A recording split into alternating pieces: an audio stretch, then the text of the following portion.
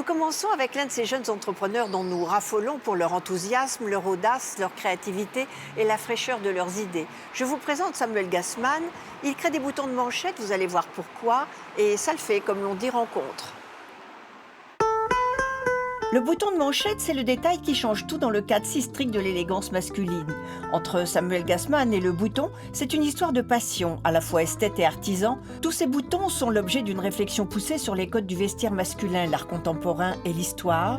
Les petites coquetteries font les grandes élégances. L'aventure des boutons de manchette a commencé par une recherche qui devait être un documentaire sur qu'est-ce que c'est un bouton d'homme. Comme j'étais journaliste à la base, je voulais aborder toutes les facettes de qu'est-ce que c'est un bouton. Dessine-moi un bouton, aurait demandé le petit prince à Samuel, et depuis, il n'a cessé de le satisfaire. Ça m'a amené au musée de la Nacre à Méru, où j'ai entrepris une recherche empirique sur un bouton. Donc on en a fabriqué un, et la forme de l'objet qu'on a produit s'apparentait curieusement à un bouton de manchette.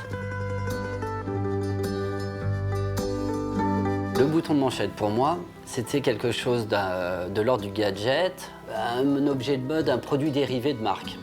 Et je me suis dit, oui, mais ce petit objet, il peut être aussi quelque chose qui raconte une histoire. C'était comme une sorte de page blanche, parce qu'il était tellement sous-investi que moi, je l'ai vu comme un objet accueillant et qui pourrait éventuellement me permettre de raconter mes histoires à moi. 2500 boutons de manchette vendus en 2013, 40% de ces acheteurs sont japonais. Ces collections, tout en matériaux d'exception et en savoir-faire créatif, rendent hommage à cette petite fantaisie masculine. Il y a eu celui pour le matin, celui pour le jour, celui pour le soir, celui pour le sport et celui pour la para. Une sorte de première collection qui s'est retrouvée à Paris dans une petite boutique. Et quelques mois plus tard, chez Berghoff Goodman à New York. Le fabuleux destin des boutons de manchette de Samuel Gassman prolonge une histoire qui débute en France au XVIIe siècle. On va fêter les 5 ans en septembre prochain, donc ça fait 4 ans et demi que je fais ça à plein temps, jour et nuit. Voilà.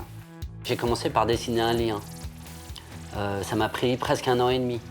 Et depuis presque 4 ans, c'est le même. Pour moi, il est parfait. Voilà, il ressemble à un pont. Et pour passer d'un pan d'une chemise à un autre pan, un pont, ça me semblait bon.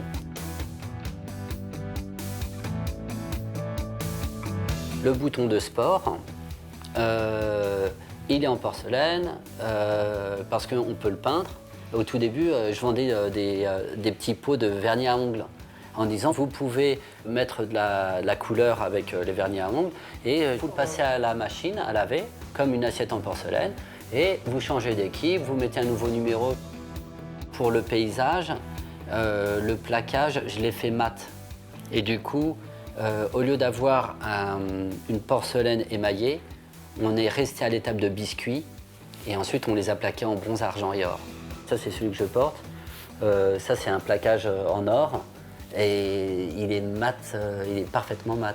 Parce que je voulais aborder dans le cadre général du paysage, quelque chose qui soit un peu autour de la terre.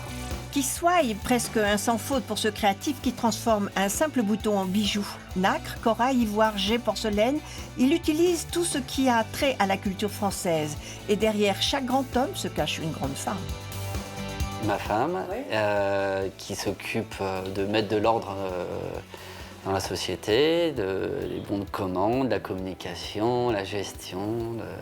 Quand j'ai 50 idées, elle me dit non, là, tu vas te calmer, t'en montres que 3. Et puis par rapport au thème, tout ça.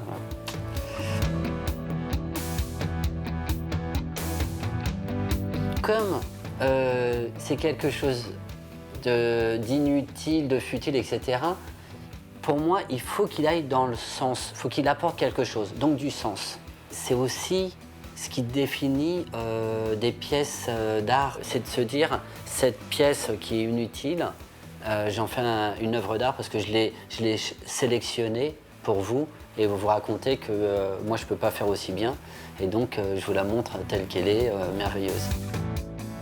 Désormais, chez un homme, il y a le regard, mais aussi le détail qui tue.